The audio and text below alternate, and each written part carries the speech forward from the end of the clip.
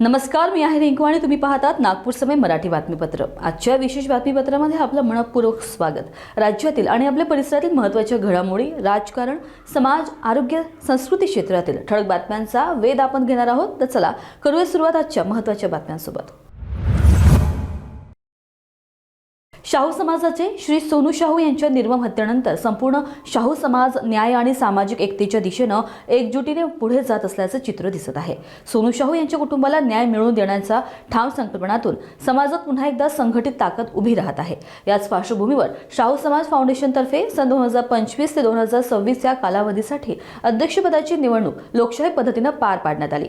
आतापर्यंत परंपरेनुसार पूर्वानुमोदन व आपसी सहमतीने मर्यादित वर्तुळात अध्यक्षांची निवड होत होती। मात्र यंदा सर्वानुमते लोकशाही निवडणूक प्रक्रिया स्वीकारण्यात आली। ही निवडणूक कलमना येथील देवतारे भवनात अत्यंत सौहार्दपूर्ण आणि शांततामय वातावरणात पार पडली।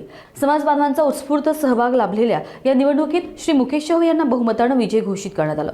नवीन नेतृत्वाच्या माध्यमातून समाजातील एकता अधिक बळकट होईल, तसेच न्याय, सामाजिक सलोखा आणि प्रगतीच्या दिशेने शाहू समाज अधिक प्रभावीपणे वाटचाल करेल असा विश्वास यावेळी व्यक्त करण्यात आला।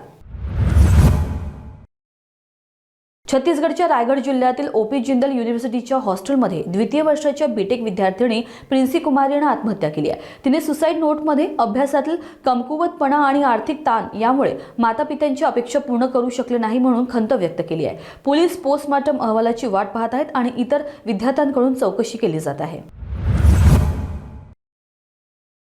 नागपूरमधील लकडगंज परिसरात भीषण आग लागल्याची घटना समोर आली आहे। या आगीमुळे परिसरातील 5 दुकाने जळून खाक झाली। ही आग संध्याकाळी 7 ते 8 च्या दरम्यान लागली आणि त्यात सुमारे 23 लाख रुपयांचा फर्निचर व लाकडाचा सामान नष्ट झाला।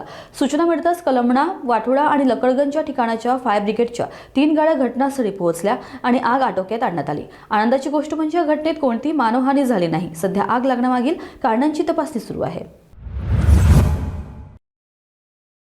सिकंदर, थमा, छवा, किंगडम आणि द गर्लफ्रेंड या चित्रपटांनी प्रेक्षकांचे मन जिंकलेली अभिनेत्री रश्मिका मंदाना आता एका ॲक्शन चित्रपटात मैसामध्ये दिसणार आहे। आजच चित्रपट निर्मात्यांनी रश्मिकाचा आकर्षक आणि भयंकर लुक असलेला पोस्टर रिलीज केला आहे। मैसा ही महिलाप्रधान अखिल भारतीय ॲक्शन थ्रिलर असून रश्मिका या चित्रपटात पूर्वीच्या भूमिकांपेक्षा पूर्णपणे वेगळ्या अवतारात दिसणार आहे। निर्मात्यांनी पोस्टरसोबत लिहिले, घावांमधून शक्तीकडे, वेदनांमधून स्वातंत्र्याकडे, जग मैसाला लक्षात ठेवेल। पहिला लुक 24 डिसेंबर 2025 रोजी प्रेक्षकांसमोर येणार आहे। नागपूरमधील अजनी रेल्वे परिसरात पोलिसांनी मोठी कारवाई करून प्रतिबंधित नायलॉन मांजा जप्त केला। गुप्त माहितीनुसार ई-रिक्षातून नायलॉन मांजा घेऊन जात असलेल्या 2 संशयितांना रंगेहात पकडण्यात आलं। पोलिसांनी 120 चक्कींचे बंडल नायलॉन मांजा, 1 ई-रिक्षा आणि 2 मोबाईल फोन जप्त केले। यामध्ये अंदाजे 3,40,000 रुपयांचा माल होता। संशयितांविरुद्ध पर्यावरण संरक्षण कायद्याअंतर्गत गुन्हा नोंदवण्यात आला आहे। आजच्या बातमीपत्रामध्ये एवढंच। देश, जग आणि तुमच्या शहराच्या ताज्या आणि विश्वासार्ह बातम्यांसाठी नागपूर समय बघत राहा। लवकरच आपण पुन्हा एका नवीन बुलेटिनसह भेटू। तोपर्यंत बघत राहा नागपूर समय। धन्यवाद।